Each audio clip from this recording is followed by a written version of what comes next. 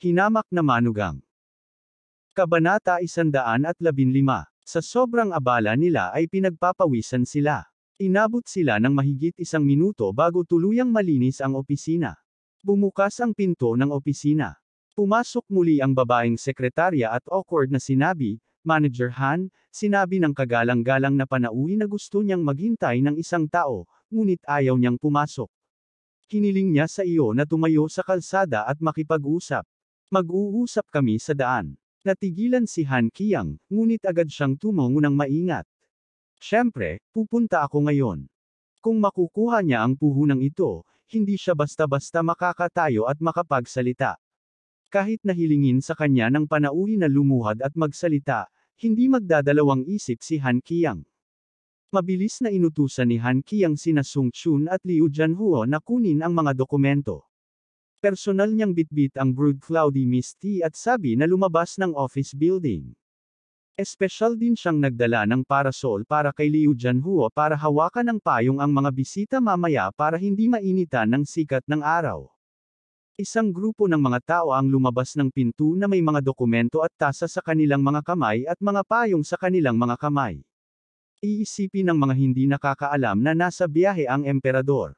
Nang lumabas sila ng opisina, nakita ni Han Qiang ang isang bagong Rolls-Royce Phantom na nakaparada sa gilid ng kalsada. Isang lalaking nasa katanghaliang gulang na nababalutan ng mga branded na gamit ang nakatayo sa tabi ng kotse at tumatawag sa telepono. Sinabi ni Liu Jianhuo nang may paghanga, "Tingnan mo ang kanyang sasakyan. Wala siyang 1 o 200 milyon sa bahay. Paano niya kayang bilhin ang kotseng ito?" Tiningnan din ito ni Sung Chun na may mapupulang mga mata at sinabing, "Hindi ko akalain na makakayanan ni Alex Dixon ang ganoong karangyang sasakyan sa susunod niyang buhay. Hindi siya karapat-dapat na magmaneho ng kotseng ito." Umisi si Han Qiang at mabilis na yumuko para batiin siya. "Boss Wang, ikaw." Kumaway si Boss Wang sa kanya, senyales na tumahimik siya. Nagpatuloy siya sa pagtawag. "Hindi mo pa ba nakukuha lahat ng Chinese medicines? Ganun na ba kahirap para sa akin na humanap kayong lahat ng medicinal herb? Sige. Pagbalik ko, pag-uusapan natin ito." Nang marinig ito, naramdaman ni Han Qiang na dumating na ang pagkakataon. Nagmamadali siyang nagtanong, "Boss Wang, anong mga halamang gamot ang gusto mong bilhin?" "Mayroon akong pantal." Ang makajos na doktor ay nagreseta ng isang Race Eta, ngunit ang ilang mga halamang gamot ay medyo bihira at hindi matagpuan sa ngayon. Mabilis nang umiti si Liu Jianhuo at sinubukan siyang pasayahin. "Mayroon akong kaibigan na pinuno ng mga gamot na Tsino. Tutulungan kitang magtanong." Sinabi ni Boss Wang, "Ito ay medyo nakakagulo, tama ba?" "Hindi ito magulo." Mabilis nang umiti si Han Qiang at sinabing, "Kaklase ko siya sa universidad. Huwag kang mag-alala." "Sige na." Makalipas ang 10 minuto, natapos ni Han Qiang ang lahat ng mga halamang gamot na hiniling ni Boss Wang sa pamamagitan ni Liu Jianhuo. Tuwang-tuwa si Boss Wang at sinabing, "Nakakapanatag talaga ang trabaho ni Little Han. Ililipat ko sa iyo mamaya ang pera para sa mga sangkap na panggamot." Umiti si Han Qiang at sinabing, "Hindi mo kailangang magbayad para sa ganitong uri ng kaunting kabutihan. Ito ay kaunting kabutihan lamang mula sa akin at kay Boss Wang na nagtutulungan. Paano ko matatanggap ito? Hindi naman mahal. It's a token of my appreciation. Please accept it, Boss Wang. As long as you are healthy, we can rest assured." Umiti si Boss Wang at sinabing, "Sige. Sa hinaharap, kung may pagkakataon, ililibre kita ng pagkain. Kung mayroon akong magandang proyekto, maaari tayong magtulungan muli. Salamat, Boss Wang, sa iyong pagpapahalaga." Tuwang-tuwa si Han Qiang. Mukhang tama ang pambabolo na ito. Hindi lang ito makakatulong sa kanya na pumirma sa investment agreement, makakatulong din ito sa kanya na makakuha ng pabor mula kay Boss Wang. Agad niyang hiniling kay Sung Chun na ilabas ang impormasyon at hilingin kay Boss Wang na tingnan. Kinuha ni Boss Wang ang kontrata at tinitingnan ito minsan-minsan. Maingat na tanong ni Han Qiang, "Boss Wang, sino ang hinahanap mo?" "I am waiting for a friend. Pinadala ko lang siya sa kumpanya mo para sa isang interview," sabi ni Boss Wang. Natigilan si Han Qiang, at isang ideya ang pumasok sa kanyang isipan. Nakapanayam din ngayon ang asawa ni Alex Dixon. Siya kaya. Umiling siya at ngumisi ng masama. Sa katayuan ni Alex Dixon bilang basura, paano siya magkakaroon ng mga kwalipikasyon para kaibiganin si Chief Wang? Gayunpaman, nagtanong pa rin si Han Qiang, Boss Wang, may ilang interviewees na darating sa kumpanya ngayon. Maaari ko bang malaman kung sino ang iyong kaibigan? Babatiin ko ang Human Resources Department at aalagaan ko siya. Magaling, ang pangalan niya ay. Kumunot ang noo ni Boss Wang.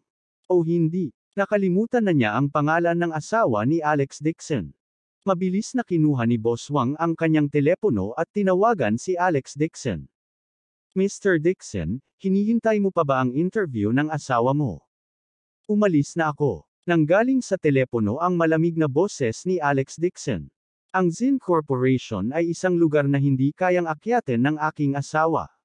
Natakot sila na madungisan ko ang pinto at ayaw nila akong paalisin, kaya dumaan ako sa likod ng pinto. Paumanhin, naabala pa kita Boss Wang, inisip mo pa talaga ako. Pagkasabi nun ay ibinaba na niya ang tawag. Umalis siya. Natigilan si Boss Wang.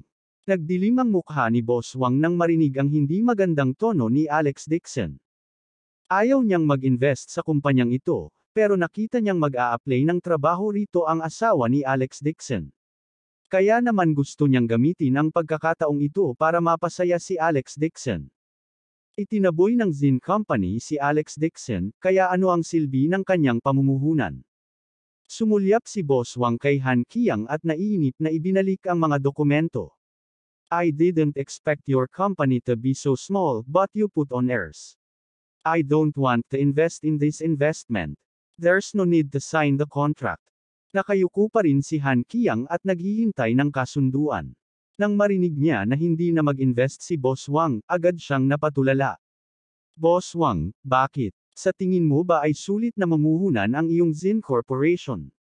Umisi si Boss Wang. Casual niyang sabi, nakatingin lang ako sa isang kaibigan na pumasok para magtrabaho sa kumpanya mo. Kaya naman pumayag akong mag-invest sa iyo. Plano kong mag-invest sa project ng department store building. I give her the responsibility para iguhit ang design. Dahil hindi mo gusto ang aking kaibigan, edi maghanap ka ng ibang investor. Puno ng pawis ang noo ni Han Qiang, at nanikip ang kanyang puso nang marinig niya ito. Habang sinusumpa niya ang Human Resources Department dahil sa pagiging bulag, mabilis niyang sinabi, Boss Wang, sorry talaga. Malaking pagkakamali ito sa parte ng kumpanya namin. Pwede ko bang malaman ang pangalan ng kaibigan mo? I-report ko agad. Tiyak na aayusin ng kumpanya ang pinakamagandang posisyon para sa kanya. I can guarantee that she at least be on the same level as me. Malamig na bumuntong hininga si Boss Wang. Umalis na siya, sa tingin mo mahahanap pa siya. Asawa siya ni Alex Dixon, si Mr. Dixon. You guys can do whatever you want. Alex Dixon. Pakiramdam ni Han Qiang ay sinampal siya ng malakas. Itinaas niya ang kanyang ulo, at halos malaglag ang kanyang panga sa lupa sa gulat.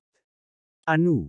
Kilala mo siya? Nagulat si Boss Wang. Bigla siyang may naisip at sinabing may malungkot na mukha, pinalayas mo si Mr. Dixon at pinadaan siya sa likod ng pinto. Ako. Pinagpapawisan si Han Qiang. Nauutal siya at hindi makapagsalita ng mga sagot. Natigilan din sina Liu Jianhua at Song Li. Kapwa sila ay walang katumbas na pagkagulat. Kahit anong mangyari, hindi nila akalain na ang walang kwentang Alex Dixon ay kaibigan talaga ni Boss Wang. At sa paghusga sa magalang na ugali ni Boss Wang, parang nagkaroon sila ng malalim na pagkakaibigan ni Alex Dixon. Nauutal na sabi ni Liu Jianhua, si Alex Dixon ang gustong umalis ngayon lang. Anong uri ng tao si Chief Wang? Sa isang sulyap pa lang, nasasabi na niya ang nangyayari, at mas naging malamig ang kanyang ekspresyon. Gusto niyang paboran si Alex Dixon, at espesyal na ipadala sila para sa isang pakikipanayam. Hindi niya akalain na ang grupo ng mga walang kwentang ito ay talagang magpapagulo sa usapin. Pinaghintay nila siya ng matagal, ngunit hindi pa rin nila natanggap si Alex Dixon at ang kanyang asawa. Boss Wang, hahabulin ko si Alex Dixon pabalik ngayon. Sabi ni Han Qiang na may malamig na pawis na tumutulo sa kanyang noo. Sa pagkakataong ito, gusto niya talagang sampilan ang sarili niya ng 2 beses. Napuno siya ng panghihinayang. Ang isang malaking piraso ng taba na nahulog mula sa langit ay talagang itinapon niya mismo. Nawala na ang promotion niya. Nawala ang kanyang bonus. Na-offend niya ang isang investor, at malamang nasisihin siya sa kumpanya. Mapapanatili niya o hindi ang trabaho ng supervisor na ito ay isang problema ngayon. Kayo ang grupo ng mga walang kabuluhan. Mabangis na pagmumura ni Boss Wang. Agad siyang sumakay sa kotse at inutusan ang driver na umalis na. Bumalik sa katinoan si Han Qiang. Nadapa siya at hinabol sila. Boss Wang, makinig ka sa paliwanag ko. Abangan ang susunod na kabanata.